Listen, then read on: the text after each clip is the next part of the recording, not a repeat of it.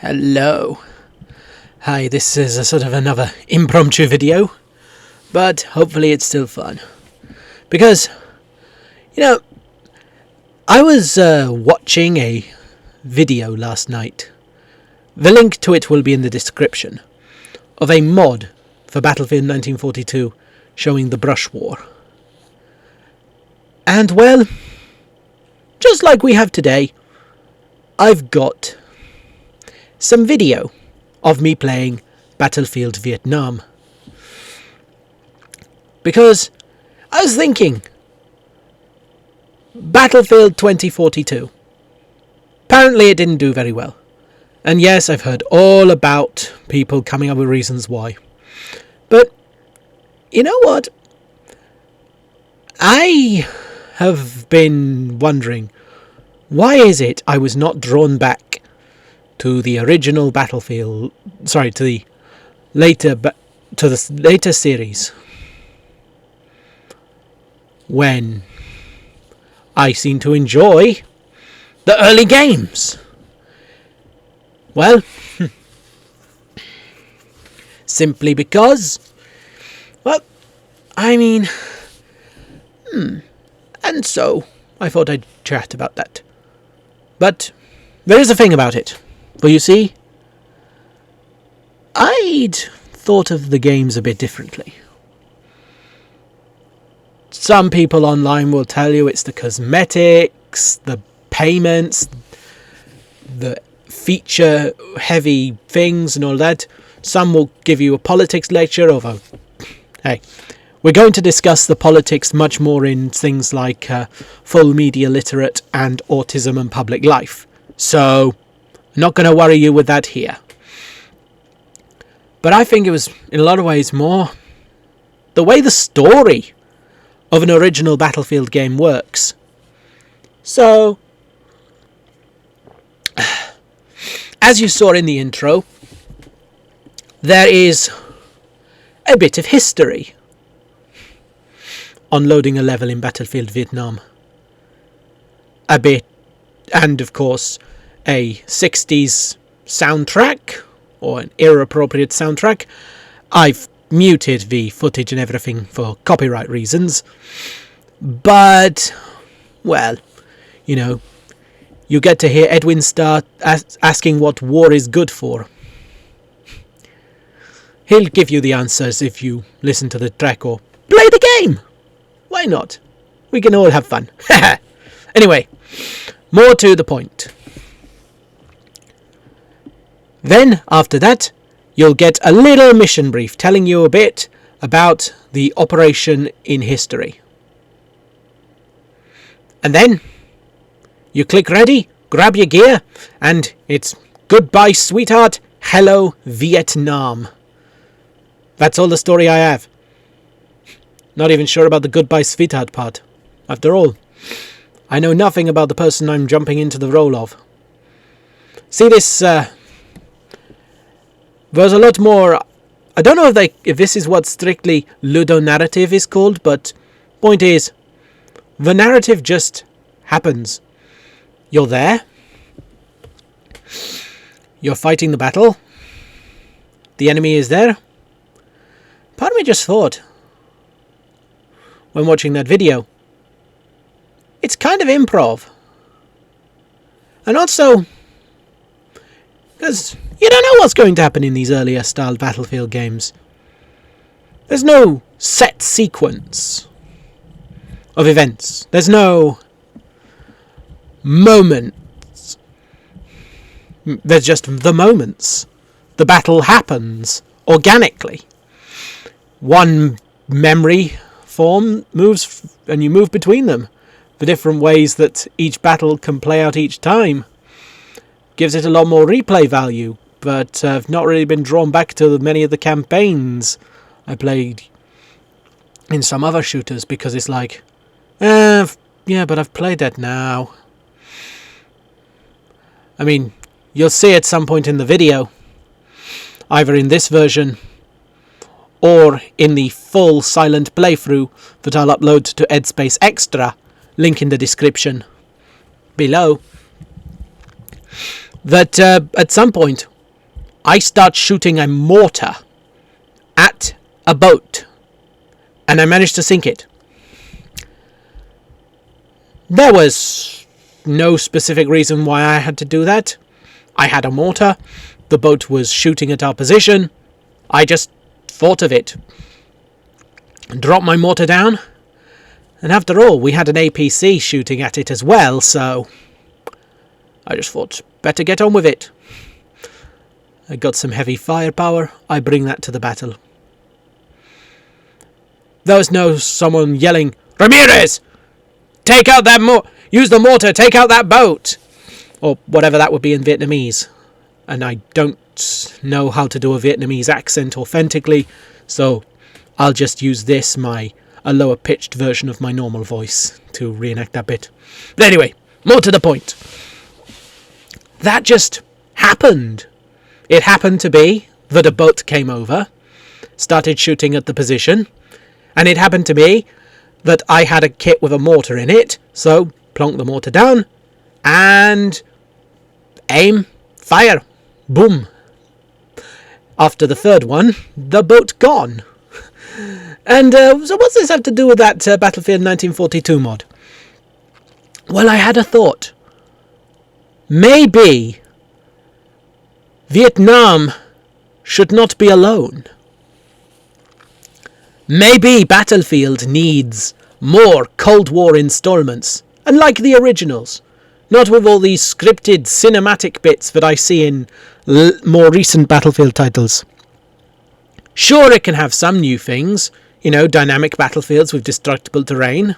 I'm sure that could be implemented. And especially in a very impromptu kind of warfare. That might make for very interesting playthroughs and replay ability, because you can do something different this time. Grab an RPG for this run, or grab a mortar, take it out, do that, we could try something try different tactics, try different strategies, and try different approaches. After all, is it what you should do? Try it and see. In older Battlefield games, that worked pretty well.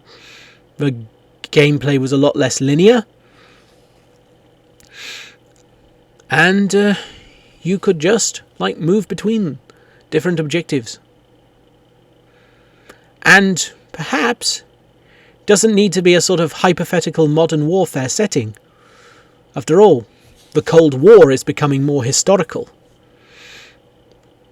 I mean, it's already historical, but more so in the minds of the people. And so we could play things like Battlefield Vietnam, but in, say, the Brush War. I mean, after all, we don't have, as with Battlefield Vietnam, we don't have to get into the politics too much. You've got the history. At the beginning, off you go. Just be in that role. The lack of any official narrative doesn't mean that you have to be involved. You don't have to be the hero, be the protagonist of a story, because you're not. You're part of a bigger story. Story far too big to even be that much explained to your character, let alone for you to be shaping it. And so I'm thinking, why not have an RPG, less RPG elements in the shooter, and just get back to a bit more of the normal stuff, and maybe, because they were having to make up a lot of the conflicts in some of the later Battlefield games, maybe it works better if you don't have to. Use some real ones. Korea might be a good one to have. Could go back to Vietnam for the Indochina War, perhaps. Which, in case you're wondering, is the war that the NVA fought against the French in order to kick out the French.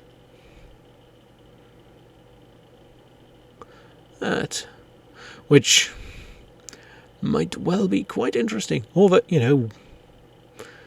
yes, the sort of... But there are lots of conflicts, between 1945 and 1989, all of which are probably much nearer the past now, that any controversies might well be less so. Some you might have to be a bit more sensitive of others, but again, we don't have to take sides in that sense with the narrative structure. We don't have to be the protagonist. We don't have to be the hero. We're just boots on the ground. There's no moral weight to it. We're just there. We're part of this. And perhaps that might help revitalize the franchise. Might help give each moment a bit more, Might just be the way to go with Battlefield. Less heavy story focus. And much more about just letting organic moment-to-moment gameplay happen. And sure, it might seem, a bit jarring for some perhaps.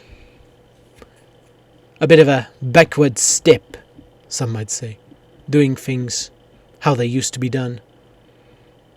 But sometimes I'm just thinking maybe the sort of, from what I gather, more narrative-heavy versions of Battlefield, well, they don't seem to be working for people. I mean, I've been told, I can't remember how many times, that Battlefield 1 was the last good part of the Battlefield series. And I've not played that one yet. I was meant to get around to that point. But I couldn't. There's a point you can do, but here, I can do different things.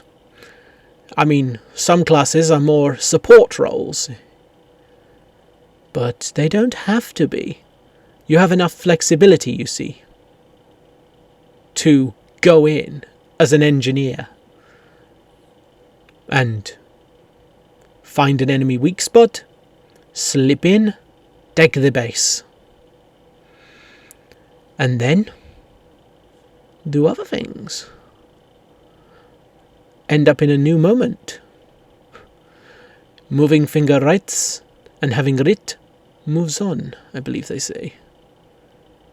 Grab weapons, do all sorts of things, move about the battlefield, because you've got a job to do. Taking the enemy points and stopping your own being captured, which usually means staying alive and killing the enemy. And if you don't stay alive, you take over another boot on the ground. A new reserve being deployed to the battlefield. No fanfare, no ceremony, just getting on with it. And that's why I thought, but you could do that perhaps more, and perhaps that's easier to do with historical conflicts, because when you're not writing a story, you don't have to take a side. You just can do, because, well, it's still people after all. People and their stories. But you can do other things. You can just tell that story, and that's what I say. What about other stories? And,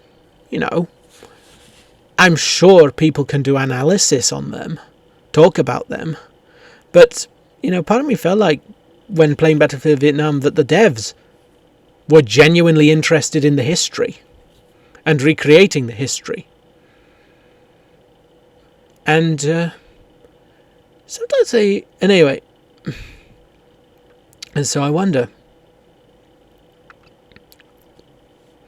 whether it would be easier to use a real-life conflict that had happened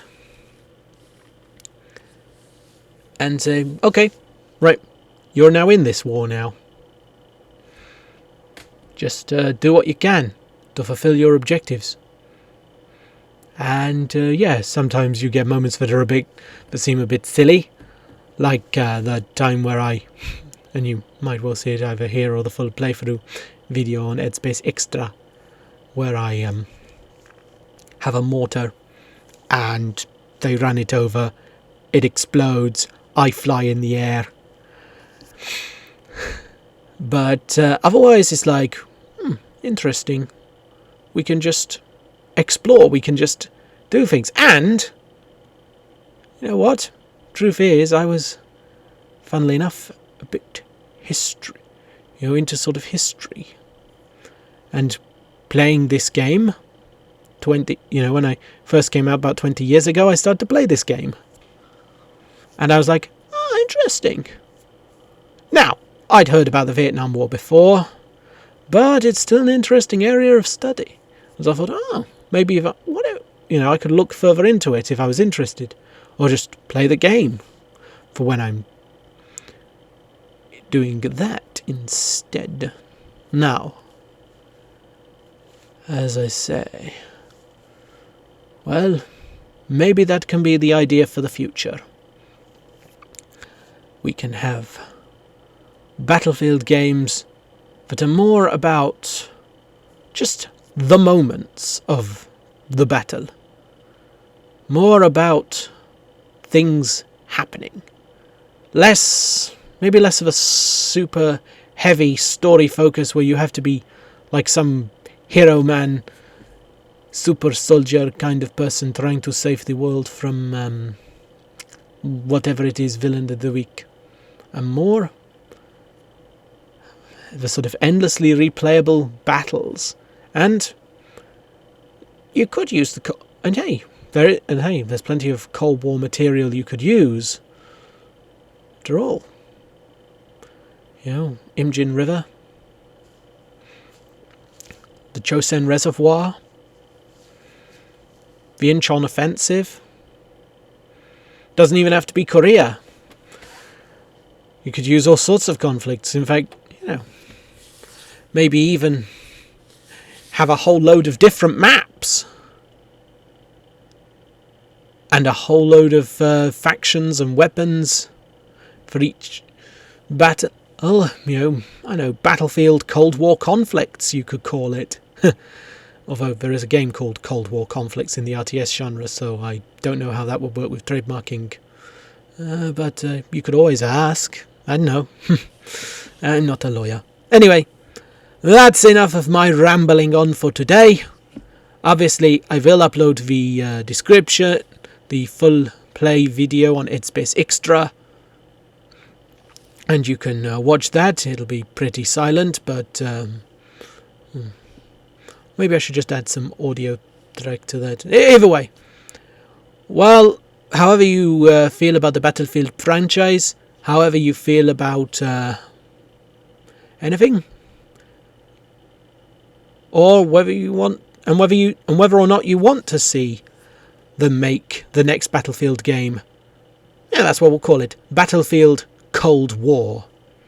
It was lovely having you here.